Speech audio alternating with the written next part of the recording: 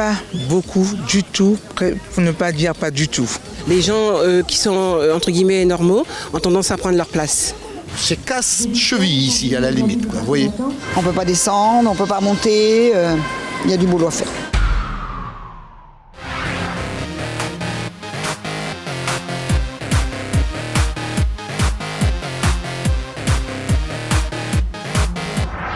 Être handicapé moteur lorsque l'on est une personne valide, on est loin d'imaginer tout ce que cela peut englober.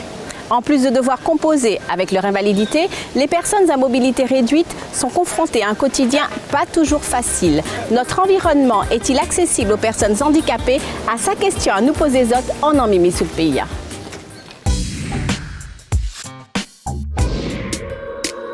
Notre environnement citadin, non. Pas beaucoup. Non, pas du tout. Une personne à mobilité réduite n'a pas accès aujourd'hui vraiment au trottoir, notamment sur l'île de Cayenne. Même pour les piétons, c'est limite. Ah non, il manque beaucoup d'infrastructures. Il y a du travail à faire, hein. Je vous le dis, moi. Pas trop, hein, justement, parce que moi je suis du genou, mais bon, la preuve. Non. Pas suffisamment. Il manque énormément de place, ne serait-ce que pour les personnes qui sont à mobilité réduite pour pouvoir se garer. En Guyane, on s'aperçoit que les trottoirs, qu'il y a pas mal de trucs qui manquent. Non, je trouve qu'il y a plein de progrès à faire à ce niveau-là. Comme j'habite à Soula, et à Soula, c'est tout bien arrangé, les trottoirs. Et j'arrive à me déplacer, à faire mes courses dans les magasins, dans les Chinois. Il faut savoir qu'une personne handicapée n'est pas dédiée à rester chez elle, elle doit se déplacer. Les accès aux portes, les fauteuils roulants, les bus, les trottoirs. Alors dans le Cayenne, on n'en parle même pas parce que quand on voit la grandeur des trottoirs et les trous, les dévers qu'il y a entre la route. Quelquefois, on peut se casser une cheville vite fait, si vous voulez. En fauteuil roulant, déjà, le trottoir, il n'y a pas d'accès. Même de manière générale, même pour des personnes qui n'ont pas de problème de handicap, il n'est pas forcément toujours accessible. Nous n'avons pas de trottoir et c'est malheureux à dire. J'étais en ville. Pour faire une course dans un magasin, j'étais obligé à parcourir tout le quartier pour pouvoir avoir l'accès pour le fauteuil. On ne voit pas trop des personnes à mobilité réduite prendre les transports. Ah oui, c'est compliqué. Même les gens, même le non-voyant, avec leur canne, c'est compliqué. On a amélioré l'accès pour les bâtiments publics, mais le reste, non. Non, c'est pas du tout adapté. La ville n'est pas du tout adaptée aux handicapés. Vous voyez les bus, il y a des bus en principe accessibles qui ne sont pas accessibles aux handicapés. Il y a quelques années qu'interdisait aux Chinois de faire leur déballage de 3 mètres devant la boutique.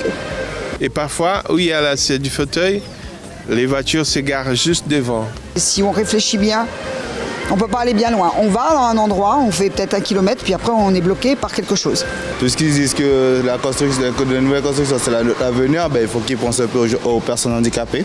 Quelqu'un qui ne voit pas et qui se sert d'une canne mais qui peut bien marcher, on n'a pas les mêmes besoins que quelqu'un qui est en fauteuil roulant. Il faut respecter l'environnement, oui, les emplacements. Vous allez voir un film en 3D devant, en premier rang, c'est la catastrophe. C'est-à-dire que regarder un film quand on est en fauteuil ou quand on ne peut pas accéder aux escaliers, soit on reste dans le film et puis on ressort malade, ou soit on se dit on part et on ne regarde pas le film.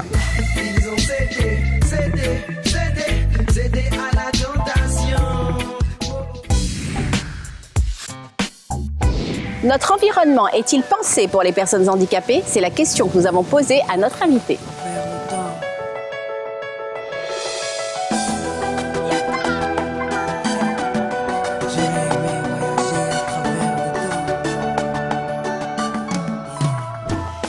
Damien Darquitin, bonjour. Damien, tu as 32 ans. Tu es atteint de dysplasie. Et puis, on s'est rencontrés un jour dans la rue.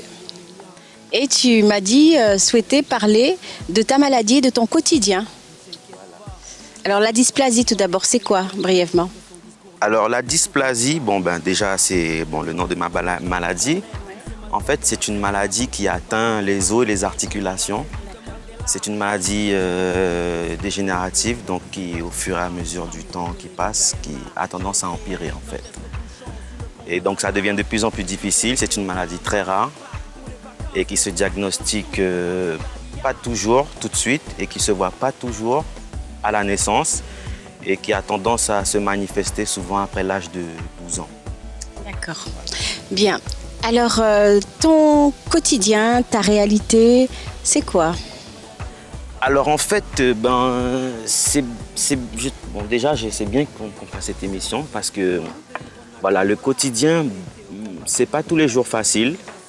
Bon, comme je disais, ma maladie est l'empire. Bon, pour l'instant, je pense que ça va encore. Mais dans quelques années, je ne sais pas si j'aurai encore l'usage de tous mes membres. Car ça devient de plus en plus difficile de me déplacer, de faire des choses simples dans le quotidien, comme des fois même m'habiller, c'est un peu difficile. Aujourd'hui, tu nous as rejoints sur cette Pointe Buzaré à vélo. Voilà, c'est ça. Est-ce que le trajet n'a pas été trop difficile? Non, je suis allé très doucement, ça va. J'ai encore un petit peu de force, donc j'en profite un petit peu. Je ne sais pas encore combien de temps, mais j'essaie d'en profiter, de me maintenir en forme. Bon, quand je vois l'état des trottoirs, de la ville, des rues, les trous, les machins, les trottoirs qui font 20 cm de hauteur, je me demande comment je vais faire pour encore me déplacer. Et je sais qu'il y a des handicapés ici, à Cayenne, en Guyane, et qu'on ne voit pas. Et alors je pense que c'est parce que justement ils ne peuvent pas se déplacer, parce que voilà, c'est très difficile, quoi. Moi je connais quelqu'un que beaucoup de gens connaissent, je pense, en ville, et il est souvent dans la rue avec son fauteuil. Et moi quand je vois ça, je me dis dans quelques années c'est peut-être moi, donc c'est pour ça que je tenais à en parler. C'est vrai que je me demande souvent où sont nos handicapés moteurs, parce qu'on ne les voit pas tant que ça. Et pour cause, selon toi, donc les infrastructures sont très déficientes.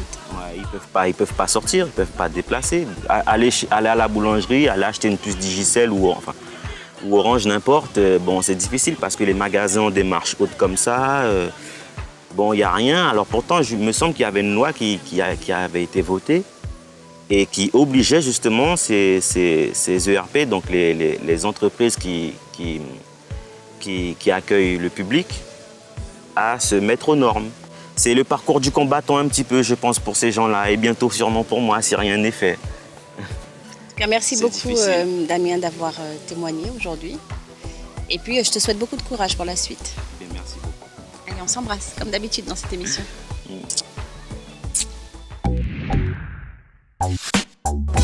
Le handicap moteur, nous en parlons aujourd'hui, mais eux le vivent au quotidien. Il reste encore beaucoup à faire pour que leur vie soit meilleure. Mettez-y du vôtre et apprenons à compter avec eux, car même s'ils sont peu visibles, ils sont bel et bien là. Oui, il est toute là, en Normimi Sud PIA.